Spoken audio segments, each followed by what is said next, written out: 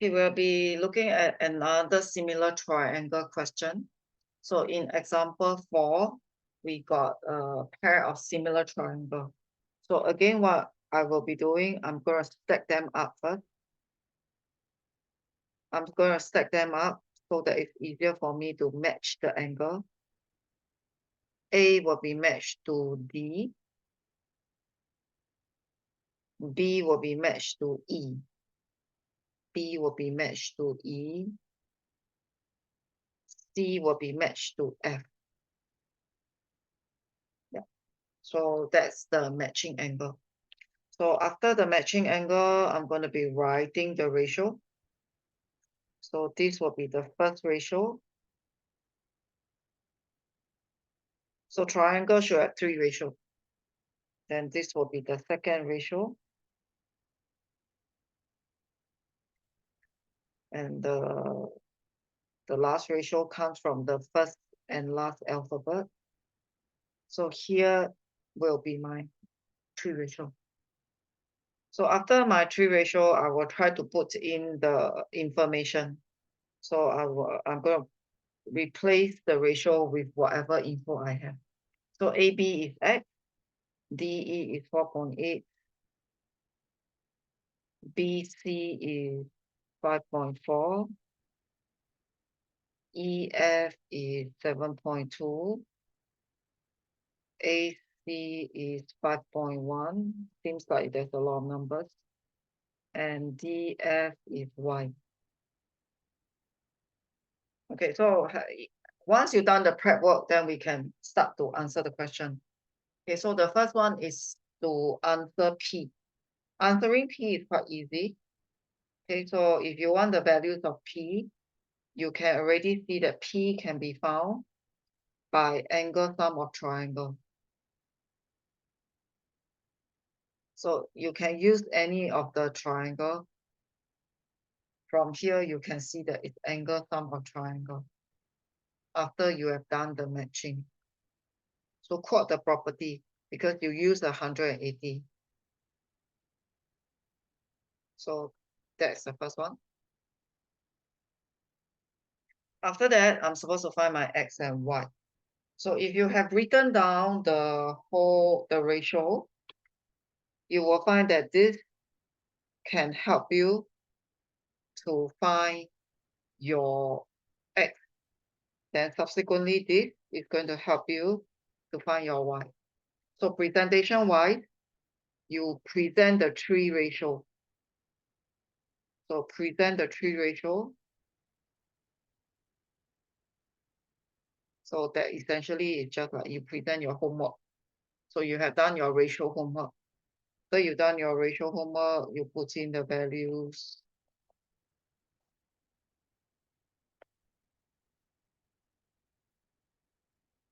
After that, you can start to find your X and your Y. So if you want to find X, you got to do the cross multiply from the first 2 ratio. So from here, you can find your X, 4.8 times 5.4.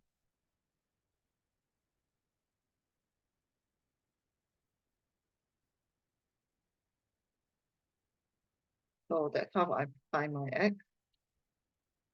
So if I want to find my Y, then I'll be using this one.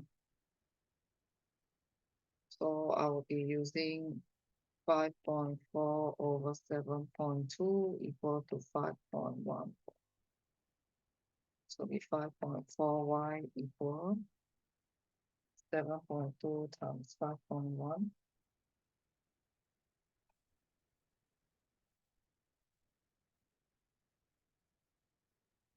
So that's how you find your Y.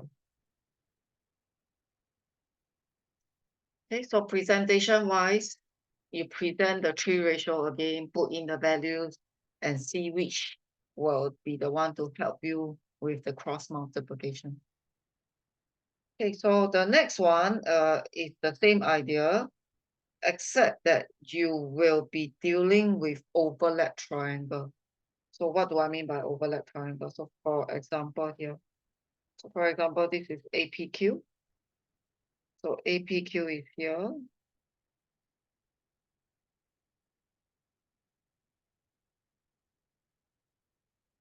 and ABC is here.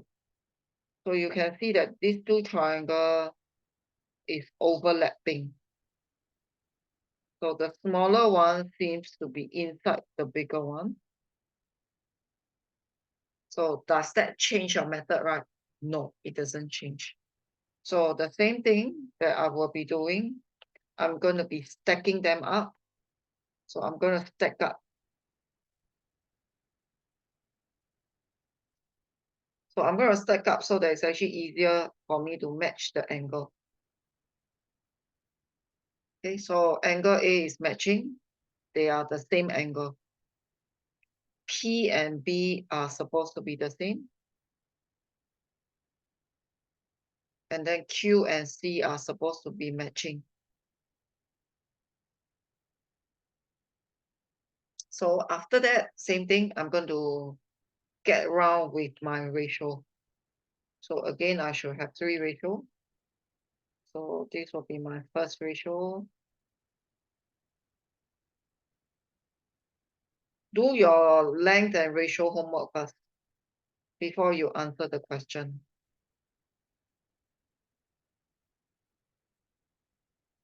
So far, I have been doing the ratio in the same manner. First 2 alphabet, last 2 alphabet, and first and last. Okay, so now, that's after you have done that, then we can try to answer the question. Okay, the first part is quite easy, I think. First part is finding AQP. So if you have done the matching, you will realize that it's the same as ACD. So that's why it's equal to 80 degrees. So that's a no trick question. Okay. So the second part and the third part will be the more difficult one. So if you are dealing with length, that means I'm going to be using the 3 ratio. Okay. So I'm going to present it this way. I'm going to write my 3 ratio first.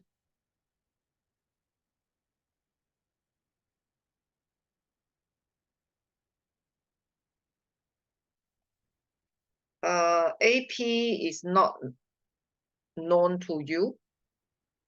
Okay, so AP is not known to you, so AP is unknown. Then AB is this whole thing. So AB actually comprises of AP plus 2.8. Then PQ is 4. BC is 6. AQ is 4.6. And AC is actually QC plus 4.6.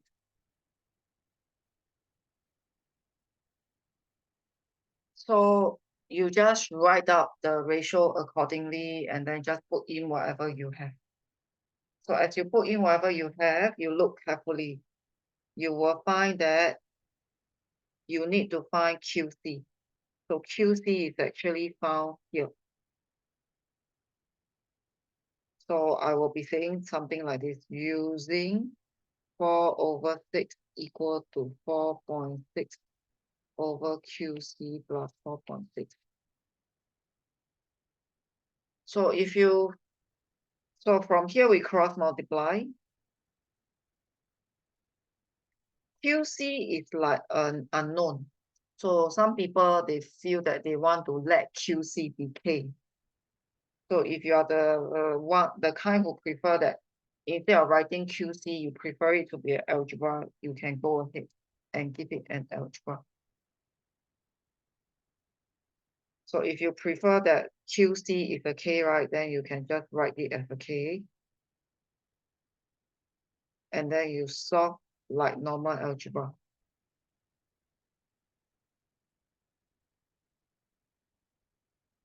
So otherwise, you can continue to be writing QC. So from here, you do your normal method.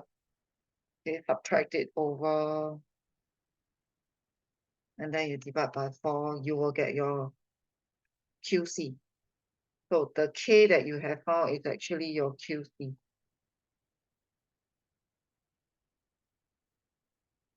Then the next one, I'm supposed to find my AP.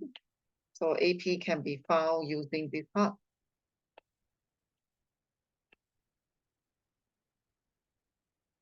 So again, if you prefer, you can actually let AP be X.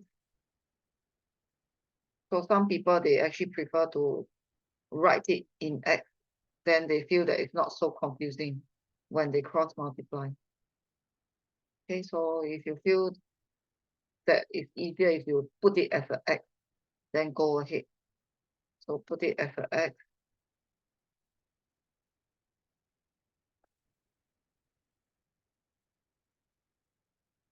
Then from here, you find your X. So as you found your X, that is actually your AP.